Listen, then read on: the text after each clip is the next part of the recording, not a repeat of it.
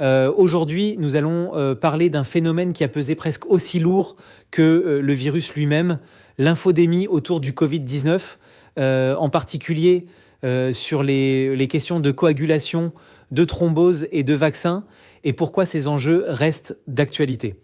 Avec moi, David Smadja, biologiste médical et spécialiste de la coagulation, qui a été directement impliqué pendant la pandémie dans l'analyse des troubles thromboemboliques liés au Covid, mais aussi dans l'étude des effets des vaccins.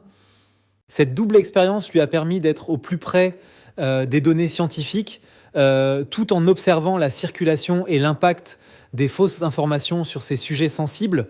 Tu poses bien le cadre, parce qu'on a vécu deux crises en parallèle. D'un côté, une maladie nouvelle, et de l'autre, une saturation d'informations où le faux circulait plus vite que le vrai. Cela s'est traduit par des patients anxieux, persuadés d'avoir des caillots sans symptômes, ou refusant la vaccination par peur de mécanismes inexistants. Tu parles de peur très précise.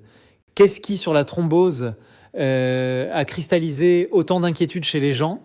Le symbole, c'est clairement le dédimère, un marqueur sanguin qui augmente dans beaucoup de situations inflammatoires. Il a été utile pour évaluer le risque chez les patients Covid graves, mais en ligne, il a été présenté comme une preuve de thrombose massive après vaccination. Résultat, des prescriptions qui explosent, des interprétations hors contexte et des décisions prises sur la base de chiffres isolés, pas d'une évaluation clinique. Donc un outil médical réel mais sorti de son cadre devient un argument anxiogène. Et quand des chiffres circulent, ça donne une impression de preuve. Comment tu réponds à ça face à quelqu'un assis en consultation ? Je reviens toujours au vécu concret en expliquant que ce marqueur ne diagnostique pas la présence de thrombose clinique. Il permet, quand il est négatif, d'être sûr qu'il n'y a pas de caillot pathologique. Et surtout, je rappelle que la surveillance à grande échelle n'a pas montré d'augmentation globale des événements thrombotiques après vaccination pour les vaccins à ARN, alors que l'infection elle-même expose clairement à ce risque. Il y a aussi eu cette séquence très médiatique autour d'un traitement très promu au début de la pandémie. Malgré l'absence d'efficacité démontrée, il a été massivement recherché et consommé. Qu'est-ce que ça nous dit sur le poids des figures publiques ? Que la crédibilité médiatique compte parfois plus que les données, surtout quand l'émotion domine. Des prises de parole spectaculaires ont entraîné des comportements mesurables, comme des pics de recherche pour acheter ce médicament, alors même que les essais cliniques n'en montraient pas l'intérêt. Et quand on ajoute les réseaux sociaux avec des messages courts, personnalisés, parfois générés automatiquement, qu'est-ce que ça change dans la dynamique ? Ça amplifie tout, surtout chez les plus jeunes, très exposés. On sait que les fausses informations circulent plus vite et plus loin, et que des messages longs et ciblés augmentent l'adhésion à des idées fausses. Sans présence scientifique active, le vide est rempli par d'autres.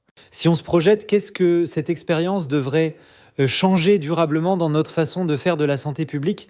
Traiter la communication comme une intervention à part entière, avec de l'éducation dès l'enfance, des règles claires pour les plateformes et un engagement visible des soignants dans l'espace public, sinon on revivra la même séquence.